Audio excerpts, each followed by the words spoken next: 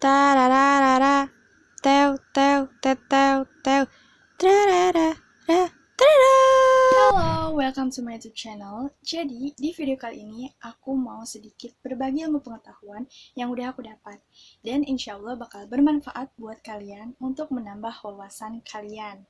Dan ilmu pengetahuan yang bakal aku sampaikan ini tuh mengenai Mikrobiologi.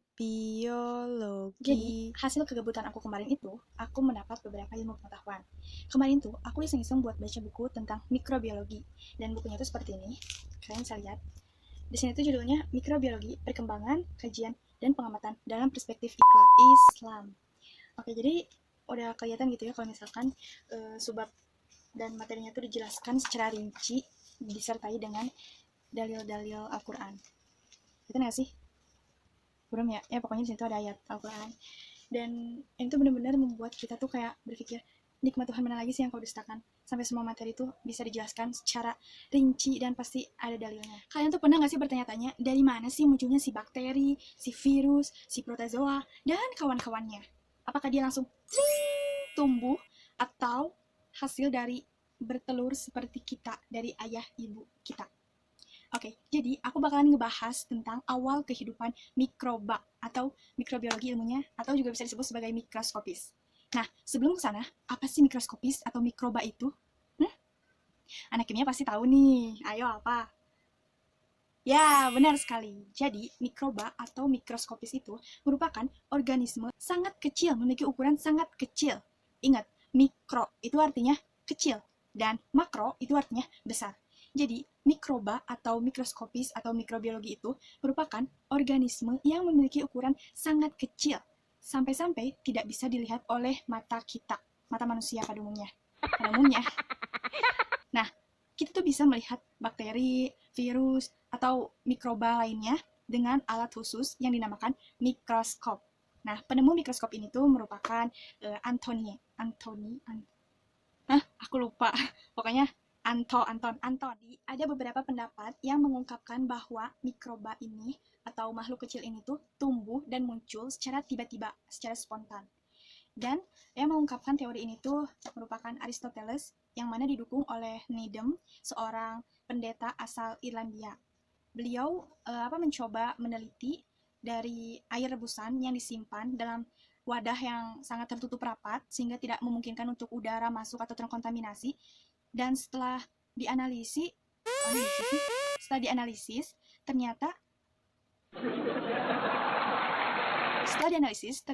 muncul atau tumbuh mikroorganisme kecil itu. Namun, di waktu selanjutnya, ada seorang yang bernama, Spallanzani. Susah banget. Spallanzani pada tahun 1768, beliau itu membantah pendapat tersebut. Karena beliau juga mencoba untuk meneliti dengan proses yang serupa, dan ternyata hasilnya pun nihil. Tidak ada mikroorganisme yang hidup. Lah, yang benar yang mana? Oke, lanjut.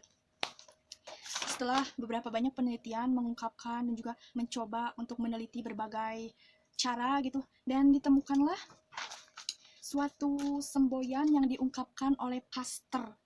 Kalian kalau orang Bandung tahu Jalan Pasteur? Nah, itu ya. Iya, Jalan Pasteur.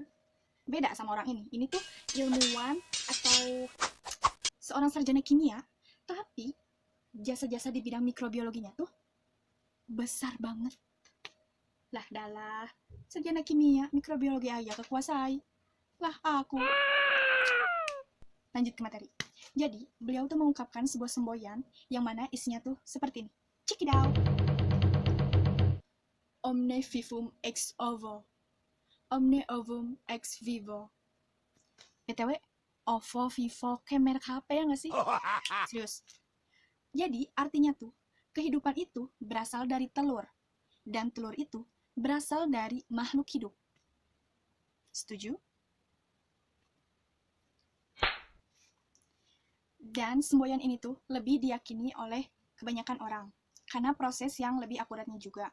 Maksudnya proses penelitian ya guys. Jadi, nih aku bakal baca ya proses penelitiannya kayak gimana. Elah tutupin cahaya. Ketahuan lah, pakai laptop astaga. Kayak ngomong segala lagi. Udah. Enggak deh. Serius. Jadi,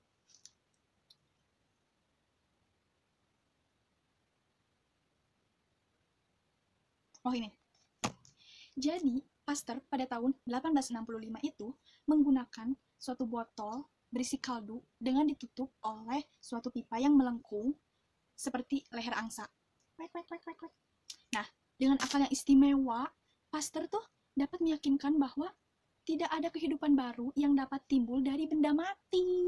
Ia benda hidup muncul di benda mati. Sosokan banget. Lu aja juga belum bisa. Maaf ya, ini bercanda guys. Nah, dengan demikian, tumbanglah teori abiogenesis yang tadi disampaikan oleh Aristoteles dan Needham. Jadi, abiogenesis itu A yang berarti tidak, bios yang berarti hidup, dan genesis yang berarti kejadian. Maaf guys, lupa disebutin. Nah, jadi gitu guys, teori yang diyakini lebih akurat itu ialah teori yang dikemukakan oleh Pasteur, yang mana organisme ini tuh tidak bisa muncul di benda mati, tetapi bisa muncul di dalam makhluk hidup. Nah, makhluk hidupnya seperti apa? Kita belum tahu karena saya belum lanjut membaca. Oke, buat kalian yang masih bingung atau mungkin ada pertanyaan yang benar-benar naon sih kak gitu, kalian bisa tulis di kolom komentar. Oke, sekian aja yang bisa aku sampaikan. Mohon maaf apabila banyak kesalahan, kekurangan, karena aku juga masih proses belajar. Oke, thank you for watching. Bye. Oke, jangan lupa untuk like, comment, subscribe, and share. Oke, jangan lupa untuk like, comment, subscribe, and share.